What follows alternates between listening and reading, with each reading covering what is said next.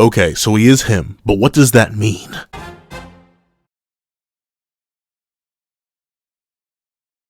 Thank you to our final patrons, Strawbones, Aaron, and Black Wolf. Now, before we get into this breakdown / review of the fact that Lance may be just a bit too strong for the narrative, please don't forget to leave your own thoughts on whether or not Lance is too strong in the comment section down below. Leave a like and subscribe if you haven't already. Also, make sure you hit that little notification bell so you miss out on any videos that come to the channel. Also, I do have a Patreon down below where you can support me for as low as $1 a month to get things like exclusive videos, early content, and more. Now, let's hop into the last discussion videos poll. So, last time, I ended up asking y'all, who was excited about Tristan's path to power? You know, we've obviously seen that demon mark is going crazy, but he has a long way to go before he controls it. He has a whole ton more potential locked deep within him, and obviously, he has a long way to go, so he had a dark path to power. I want to know how excited everybody was. And with a girthy 90%,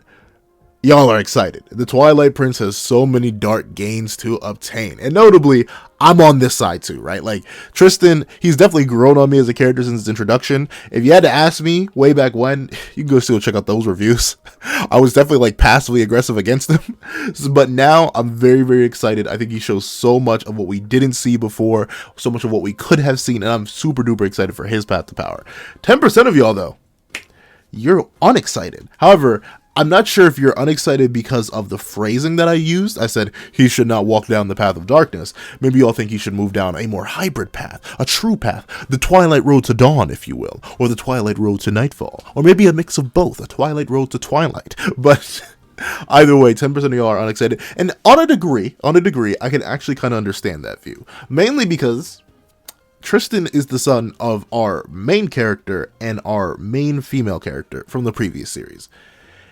Kind of expected for him to become broken after a while. Like, it's just a thing that, oh, you're telling me the son of the strongest demon and the strongest goddess to ever exist had a kid? Of course they're going to be strong. You may think it's a little bit boring, so I can definitely get it if you're genuinely unexcited about it. However, enough of that. Thank you guys for participating in that poll. I appreciate getting the community consensus on video discussions like this. It's great. It's always fun. I love getting our ideas and thoughts and expressions all mixed together. I love talking to you all in the comment section. However, enough of that. Let's hop right into the new discussion with Lancelot, the strongest knight.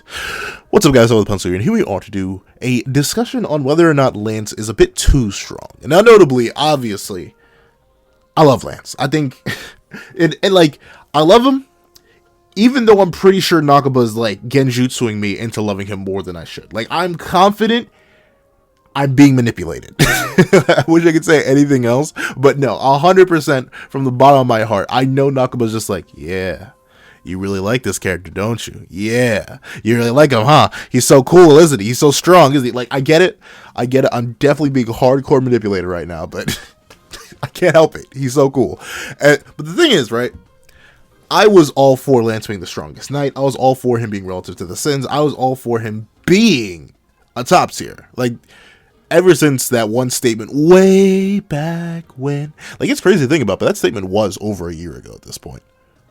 We're coming up on, are we really coming up on 2? I think we're coming up on 2 years of 4 nights.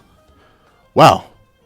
I'm getting old. But regardless, the thing is here that with this being the case, Lancelot being the GOAT is great. It was built up all the way back like chapter 23, 24. Mortlock showed up and said, that is a 7 Deadly Sins level threat. Then, of course, we got to see him against Fittich. We got to see him against Jericho. And for some reason, Nakaba kept removing him from the narrative. Now, notably, I took all these as signs, oh, Lancelot has gains. Obviously, bro had some weird chaos training for now what we know is a period of 3 years. He obviously has gains. His potential should reasonably be crazy because we have an evolved human in Bond and a royal fairy in Elaine. And I don't know, Bond was the second strongest sin by end of series, and by end of series I mean Escanor death. So obviously, it would make sense that his kid would be strong. And Elaine got her wings amped, so she was also pretty strong. Not the strongest, I wouldn't say the strongest female character in the verse, nowhere near, but still pretty darn strong. So Lance would naturally be a strong baby. I even made a whole video talking about Lance's endgame potential. But the thing with him, quite literally putting his foot down on Arthur, is that it sort of jumps us to what seems like would be the end of his power growth. Like, notably, if you asked me, Lancelot did 10 times better against Arthur than base Meliodas did. He even did better than Arthur than Demon Mark Meliodas did. And on a sheer just front of it, like, hand the manga to the most common individual on the street and ask, who do you think looks strong? Give him no context of who Meliodas is, give him no context of who Lance is, don't tell him Mel has more transformations, don't tell him anything. Who looks like they beat this one guy in a cape more? I'd say most people would say Lance, and considering Lance was the only one to actually make Arthur bleed and take his teeth twice, I would agree. However, does this mean he's too strong? Yes and no. For the yes, unless Nagaba decides to pull on that plot thread that he left, because admittedly, chaos isn't the only chaos. He came from the stars far, far away. That is open season for not going to be like, there's a whole chaos clan out there. There are numerous of these guys. This guy just happened to wander here and make his own world. That's entirely possible. So maybe Arthur isn't, but in the context of the series that we've established so far, Big Papa Arthur is our big bad. I feel like this isn't shocking. I feel like this isn't shock horror, but Arthur is our endgame. Him showing up early was a bad omen for everybody. It was saucy as he came down from the heavens on a stair made of destruction. But I cannot stress enough, Arthur is our endgame. So seeing Lance this early on in this series, and notably, I'm not sure how quote-unquote early on we are. Seven Deadly Sins was around 300-ish chapters, 300 and a half, like 350. So who knows? Maybe if we go half as long as that, we're already to the halfway point of the manga. Who knows? But reasonably, considering Seven Deadly Sins is nothing more than a prequel at this point, I would say they're going to be at least the same length. And for us to be curb stomping our big bad in the first, not even third of the series, with one of our main characters, that's a little bit too much. And the reason it's a little bit too much right now is for that common reader thing. A common reader, especially one who just leaped in to Four Knights of the Apocalypse that has no context of the original series, something that Nakaba was fully in support of, is never going to take Arthur seriously again. Like, period, point blank, bro literally got bullied by a kid he was trying to bully. Like, long story short, Lance annihilated the man. His respect, down the toilet. Why do I still have respect and faith in Arthur? Because I can tell, as an individual, that he was clearly suppressed. Bro flickered on his chaos eyes once, and they weren't even the full color. Like, we know it sounds bad, but we know what a full power chaos Arthur looks like, or have a glimpse, an idea, a chance of what it should look like. And who knows, 16 years of training with chaos powers probably made him different. And there's external context, but we're still staying on why this is, yes, Lancelot is too strong. Number two, the bad part about Lance being this strong. It's kind of unreasonable for any of the rest of the cast to reach his strength in a logical manner. Unless we, like, spear Percy 15 times over and have Donnie, Nasians, and Anne just pump this man full of hope, I can't see him reaching Lancelot in the next 15 years. Gawain, very strong. Nowhere near the tier of Lancelot. If Gawain is struggling with Pelgard and lost to Pelgard, I just can't see. I'm sorry. The retinas in my eyes just are not perceiving a way she can get that much stronger. Tristan, he may be the only one with a reasonable path to power, because notably, you could argue that gap may be smaller between the two, but even then, it seems large. Realize Lance one-shot him in his strongest state that we've seen. Who knows? Once again, I always bring this up whenever I talk about Tristan and the Demon Mark being his strongest state. We saw that one panel of him with the Goddess Eye and the Demon Eye. We have no idea what level of strength that is. We don't know where it ranks in his many different transformations. No idea. But it does exist, and I must acknowledge that the fact that this Demon Mark may not be his current peak of strength. However, in terms of what we saw fight, and considering what we know about demons, the more the darkness grows down their face, the more and more powerful they are. Look at start of series, beginning of series, Demon Mark Meliodas, and then look at Assault Mode Meliodas and tell me what you think is stronger and what markings apply to them. So, with that being the case, Lancelot casually one-shotting him without the intent to slaughter him solely to incapacitate does not do us any good for a man who can't even cleanly access that power. Lance is playing with Arthur, legitimately hopscotching his body. Like, there's no other way to put it. Bro literally stepped on him. And Lancelot is also not even using a weapon right now. He immediately broke Carwinon. He immediately broke Carwinon when he grabbed it. The like button is free, and so is the subscribe button. And he then proceeded to just manhandle Arthur. I don't know. How is the rest of our cast supposed to catch up? I got literally nothing. I can't see, unless we get an extreme training arc, Lance is just going to gap the rest of the cast. And something I've already been seeing after this chapter is people are saying, well, what's the point of the rest of the 4 nights? It should be the one night of the apocalypse. Like, war just goes crazy. And me personally, I kind of agree.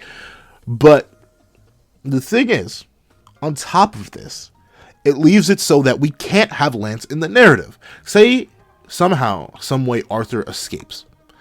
Let's say, before I get into why I don't think Lance is too strong. So there you go. Secret sneak peek why I don't think he's too strong, but I'll get into that.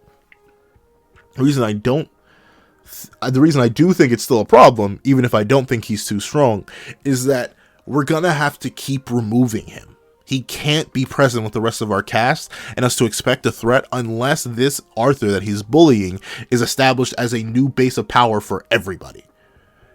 Because with our cast being so far behind, we have to resort back to what Knuckles has been doing this entire time.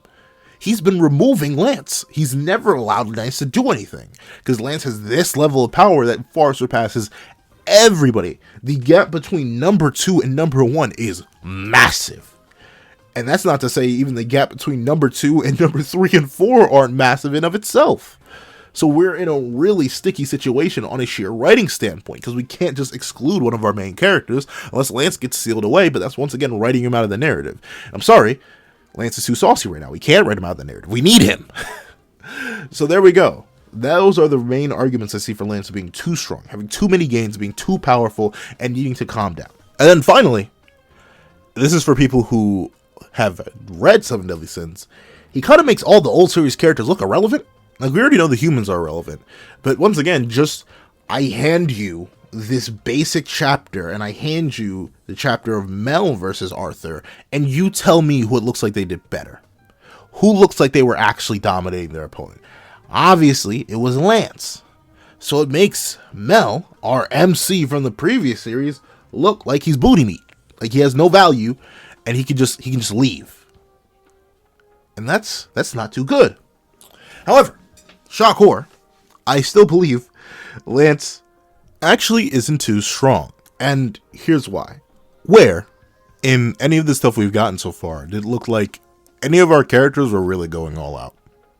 I'm talking about Meliodas, I'm talking about Lance, I'm talking about Arthur. Like, where? I don't see a single sweat drop. I don't see any sort of stress or ambivalence. The only person who seemed stressed was Mel, because Tristan kept throwing himself in the way. That's it. He didn't seem stressed by Arthur. He literally just wiped off like, oh yeah, I got cut. Whatever, I'm fine. And then, even Arthur, while he was shocked, he was bamboozled, he also just wasn't using anything. Must I remind you, and notably, this still kind of falls as a problem if you don't know Seven Deadly Sins, but remember what Arthur was doing accidentally 16 years ago. Bro was creating worlds, made an alternate dimension to eat a cat. Like, bro's crazy. You know what he's been doing so far against Lance? Trying to sword fight him. That's it. And he's not even wielding his proper weapon. He's wielding Carwinon. And as cool as a sword as it may be, no matter how dysfunctional it appears, it's not his real weapon. And the only time we saw a whiff of maybe even just partial chaos powers, if you ask me, based on the coloring, it was just to quickly heal himself and get his teeth back. Other than that, he hasn't done anything to suggest that he's anywhere near his full strength. So the idea that Lance is suddenly stronger than all of the verse, well, I can kind of see it, I can't.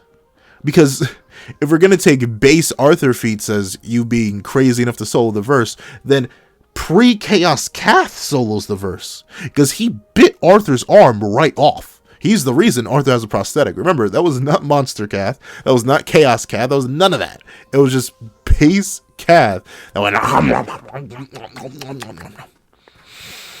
tasty. Like that's all base Cath did. So unless you want to say base Cath is soloing the verse, we can't really say Lance is soloing the verse either. Number 2. This mainly just has to do with Arthur himself. One of the previous point was more so about like the mood and mentality of all the characters here. But one, Arthur's here to test them. He's there to figure out how strong they are. If you were to ask me, if I'm trying to figure out a test for people, I'm going to set my power somewhere. I'm going to throw a dart at the wall and say, I think they're this strong. Sure, it may be off of previous experiences and stuff like that, but once again, Arthur came here thinking, all right, this is a bunch of kids. None of these guys are really going to be that powerful. So him coming here with like a set amount of strength, or hypothetically, as a lot of people have been theorizing, making a clone that has a set amount of strength does make sense. Once again, this is Arthur we're talking about. If Bro can create either a giga world to hold all of humanity, or multiple individual worlds and just create people, I don't think it's beyond his power to make a clone. And once again, I'm leaning towards the idea that this could hypothetically have something to do with Cath. And if not Cath himself, based on the, Cath appearing on Arthur's pauldron, it could just be an illusion. Like, worst comes to worst, remember what Cath did? He looked at people. And bada bing, bada boom, they were sent into an alternate future. So Arthur could literally just be looking at Lance right now. We could be seeing a whole lie. We could be. That's the freedom. And I will say, that's the main thing that saves Lance at this point. It saves Arthur. We do not have any confirmation of anything. This is very, very nebulous. Does it look bad? Yes. I've seen the Carfax. I read chapter 79. It is not looking good for Arthur. Arthur stocks, they're down right now. You can see it all across the fandom. However, because we have not seen the limits, we have not seen a hint of the limits, we have not even seen a dibble-dabble of the real eyes of chaos, the real eyes of the Lord, if you will, on my Adam type beat, I think we're doing just fine. Sure, there still are some narrative issues that will be pressing. Like I said, writing Lancelot's going to be dangerous if he is this powerful and other characters are not this powerful. Him clearing the gap between others while there are paths for them to get there, it's kind of hard to, and overall, I'm really just banking on the fact that Lance, he's that guy. He's that guy in original Arthurian mythology, he's that guy in this one, but Arthur is even more that guy. And Arthur has a whole ton of stuff that he has not shown yet. However, do you guys think that's enough? Do you guys think that's enough for Lance to not be considered too strong? Do you think he's balanced so far? Please tell me in the comment section down below. Thank you so much for watching. Remember to like, share, comment, and subscribe. Make sure that little notification bell so you miss out on any videos that come to the channel. Also, I do a Patreon down below. Each point for as low as $1 a month to get things like exclusive videos, early content, and more. Thank you guys so much for watching once again, and I hope you guys have a wonderful day. This is That Guy with the Pencil, writing off.